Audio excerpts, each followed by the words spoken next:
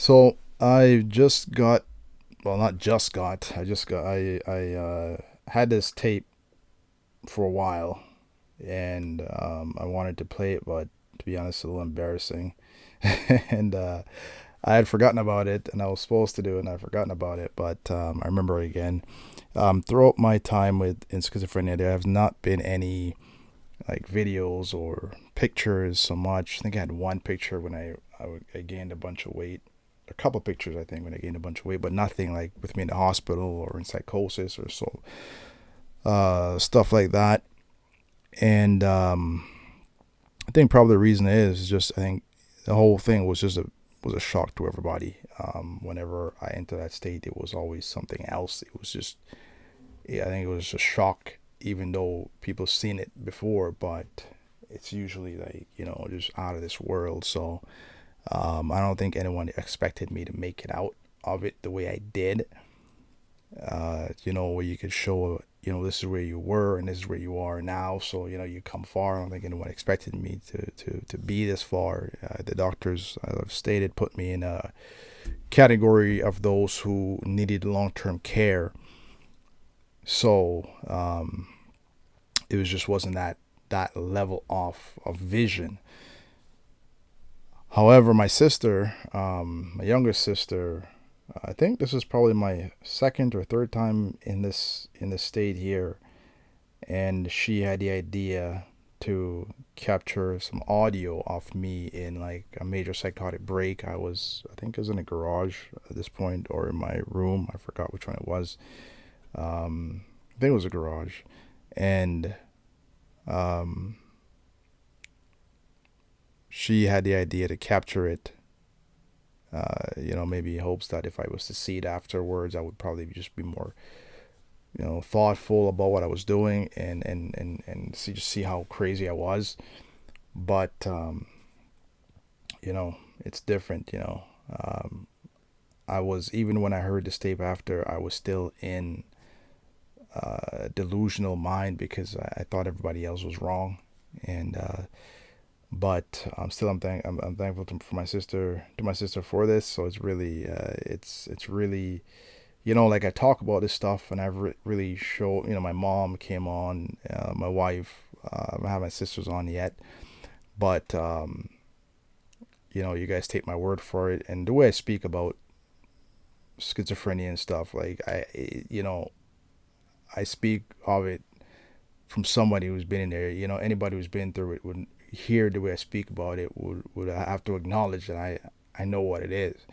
You know, but yeah, this is tapes around 7 minutes, and I thought I would just want to play it just to give you guys an idea of like just how far gone I was some of the time. So this sounds a little choppy, but you know so so I think I was in a garage and I locked myself in there and I was just praying, speaking in tongues. Like I thought I was gonna die. I was driven by fear. Like everybody was a devil. It was just severe darkness, man. Like the fear that gripped my heart was immense. So um, yeah,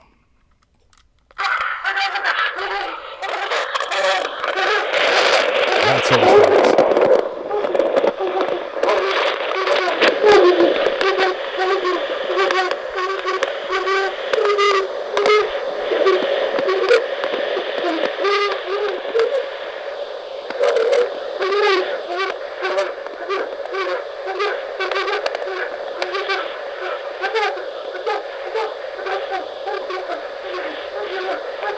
Yeah, I'm just speaking so quick. It's just stressed.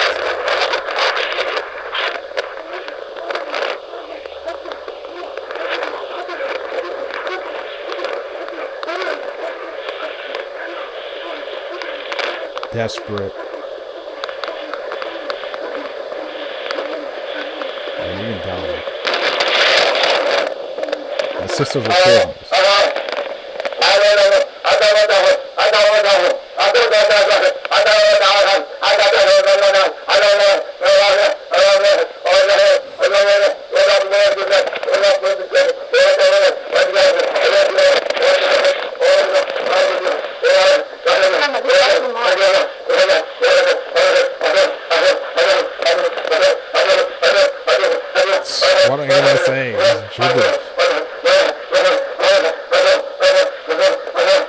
thought it was speaking in tongues. I don't know. I think I'm saying it.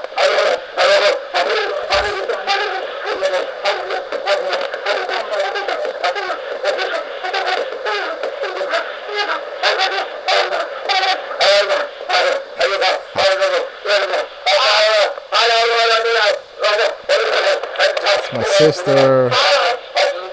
My mom's there. Some cops are there.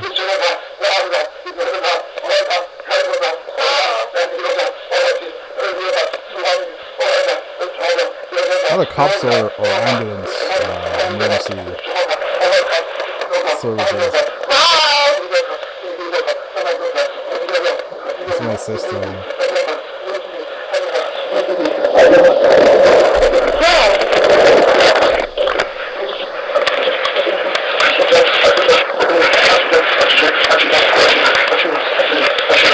The more they try to call me,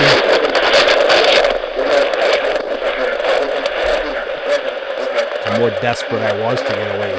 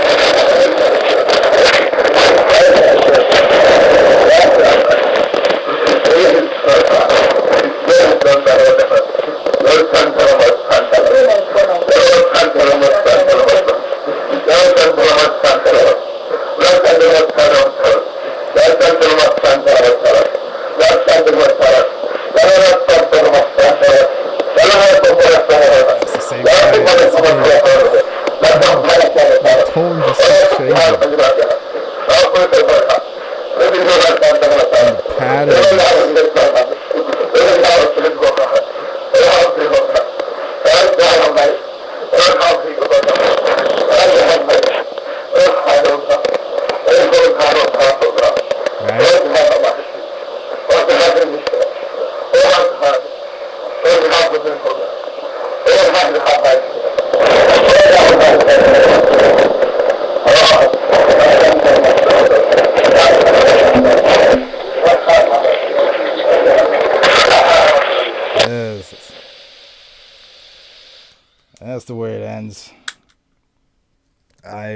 this is like, I think it's the first time, today is the first time I listened to like the whole thing. Um, it's yeah, it's a little embarrassing, it's, but yeah, that was it. That's just one way it manifested, right? Like, um, sometimes it's just an overwhelming fear to run. Like, that's a fear. My mouth, my mind, everything is just gone. Like, I was in a trance, and just it wouldn't come down. Wouldn't come back. Then the closer people try to get to me, try to talk to me, the more I just want to pull away, right? The deeper I got into it. So it's hard to pull somebody out when they're in psychosis. Can't really talk them down.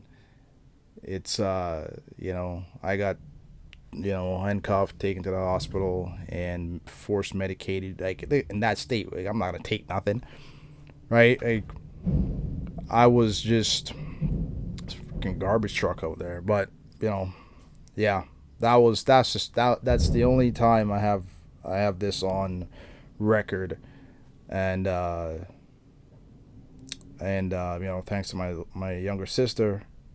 But yeah, that's it. Yeah.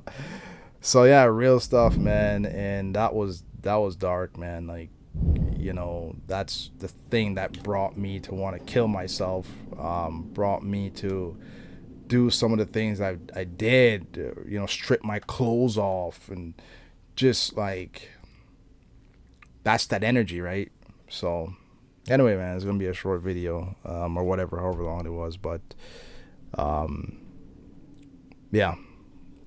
Let me know, man. Anybody experience something like this, or I know this stuff manifests in different ways, but um, it's part of it, So, but there's hope. Look at me today versus, like, that was me.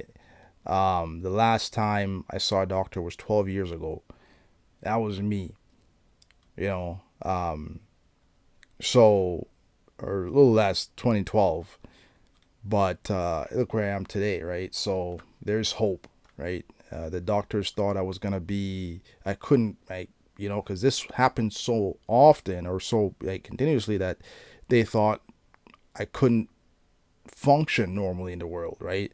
So maybe I work as a grocery person, bagging groceries, but they wanted me to put me in Alberta Hospital, where I would, long-term care, because I wasn't able to care for myself. Wasn't supposed to be able to live on my own, or get married, have a child. Things I all done today. It's there's definitely hope, man. Just don't let all this stuff scare you. Don't let this cause you to doubt and lose hope.